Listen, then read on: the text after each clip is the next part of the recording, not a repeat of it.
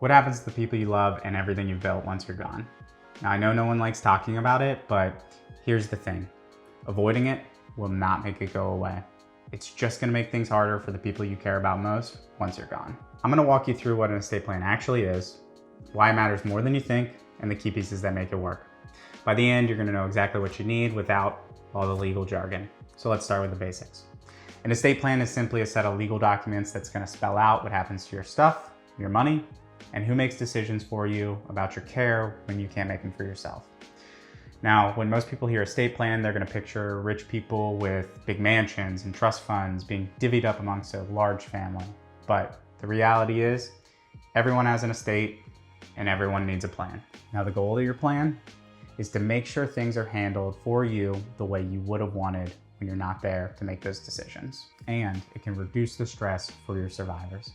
So why does any of this actually matter? Well, first, without a plan, transferring your assets becomes a public process. It can drag on for months. It's called probate. And anyone can see what you had and who got what.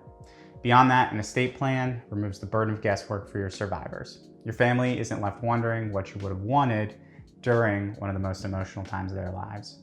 But here's what catches people off guard. Estate planning isn't just about death. Without a plan, your family can end up stuck in court, just trying to get permission to pay your bills or help you make medical decisions when time matters most. An estate plan lets the right person step in immediately. Finally, an estate plan can help you reduce your taxes, but who those strategies apply to varies dramatically.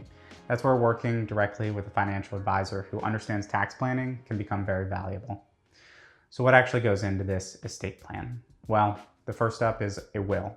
A will is going to spell out how your property gets distributed once you're gone. It's going to allow you to name someone as your executor, and this person is going to handle all of the administrative tasks for you. Finally, if you have minor children, this is where you're going to name who looks after them once you're gone. One important note is that a will not cover assets that automatically transfer through other means. We're going to look at that in a minute because it's more important than most people realize. Now, second up is a power of attorney. A power of attorney lets somebody handle your financial decisions when you're unable to. This is going to be a trusted person who can help you pay bills, manage investments, file taxes, or handle your property. Basically, they're going to be able to help you keep your financial life running when you can't. Without one, your family may end up in court just getting permission to help you. Next up in the estate plan, we have the Advanced Medical Directive, or AMD. An Advanced Medical Directive has two parts. Number one is the healthcare proxy. Now, just like that power of attorney allows someone to handle your financial decisions, a healthcare proxy is going to handle your medical ones. They work closely with your doctors to make choices that align with what you want. The second part of that AMD is called a living will. This is going to outline your preferences for those specific medical conditions. So things like end-of-life care, life support, or how aggressive treatment should be. It just ensures that that healthcare proxy knows what you want and how those decisions should be made when you're unable to speak for yourself. Good news here is that the forms to create an AMD are available for free online. Organizations like AARP or Caring Info provide state-specific forms for you to download and complete at no cost. I'll put a link in the description box below that you can use to access those forms. Now, finally, we have trusts. Trusts are a very complex topic and we don't have time to cover them comprehensively here, but for now, just think of a trust as a container for your assets. The main advantage here is that assets in a properly set up trust can pass directly to your beneficiaries without going through probate. And you get to retain control of how they're distributed once you're gone. Now, not everyone needs a trust, but in the right situation, it's the correct tool. A licensed attorney can recommend the use of a trust if it fits your unique situation. Now, for one of the most overlooked aspects of estate planning, and it can completely undermine everything else you've done so far. Accounts like life insurance, retirement plans, brokerage accounts, and even bank accounts can pass directly to a named beneficiary without going through probate. A common place that this might arrive is when somebody does the work to update their will after a divorce, but they forget to remove their ex-spouse or partner as the beneficiary on a retirement account. Now, similar to this is how an account is set up and titled matters. Depending on local laws, how an account is structured and how it's titled may make it pass, not as the initial owner intended. So make sure that your accounts are set up correctly and check them often. Here's the thing though, Most people are going to set these documents up, they're going to check their accounts once, and they think they're done.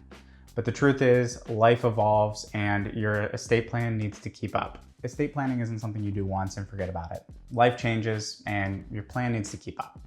You should review your plan after the birth or adoption of a child, a marriage or divorce, the death of a beneficiary or somebody else named in your estate documents. Also, major financial changes in your life, things like buying a home, starting a business, or receiving a large inheritance. And lastly, you should always update your estate plan if you move to a new state.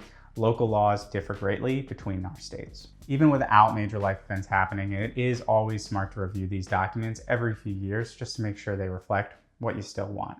Now, here are some common mistakes I see that people will regularly make with their estate plan.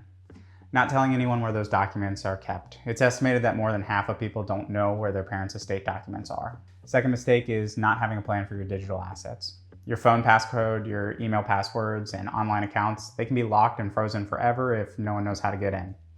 You can include instructions for your executor and your will for what should happen to these assets and accounts once you're gone. Lastly, failing to execute your documents according to the local laws. So requirements for things like witnesses, notarizations, or other requirements can vary greatly by state. So just make sure you follow them to the T, because if you don't, it can render all your documents invalid. Look, estate planning isn't about being pessimistic, and it's not about just running over and over the worst case scenarios. It's about ensuring that your loved ones are set up once you're gone. Now, the best time to put an estate plan in place is before you need it, which means now. If you found this helpful, please consider subscribing. I like to create content like this to make financial planning more approachable. No sales pitches, no jargon, just information you can actually use. If you want to keep learning, check out my video here. It's on the fundamentals of index investing. I'm Jordan Drinkhouse. I'll see you in the next video. Thanks for watching.